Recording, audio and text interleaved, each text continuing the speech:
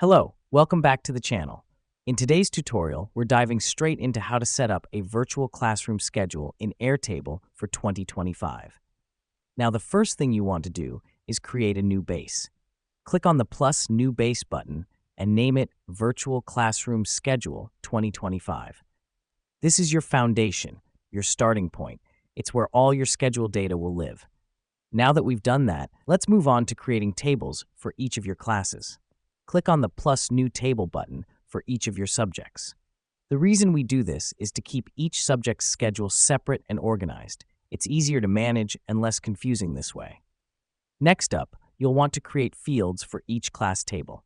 These should include date, time, topic, students, and any other relevant categories. This helps us because it allows for easy reference and tracking of each class's progress. Now, let me explain why this matters. Each field is like a column in an Excel sheet. They help categorize and organize your data in a way that makes sense to you. So take a moment to think about what information is important for each class and include it as a field. Once your tables and fields are set up, you'll want to link your tables together. Click on the plus Link to Another Record button in a new field. This is important because it allows you to connect related information across different tables.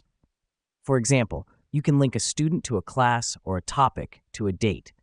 Here's what's happening behind the scenes when you link tables. Airtable creates a relationship between those tables. It's a powerful feature that helps you organize complex data with ease. And now, you have a basic virtual classroom schedule set up in Airtable. But it doesn't stop there. You can customize it further with different views, filters, and sorting options to suit your specific needs. And that's it. You've just set up a virtual classroom schedule in Airtable. Thank you for watching, and until next time, happy scheduling!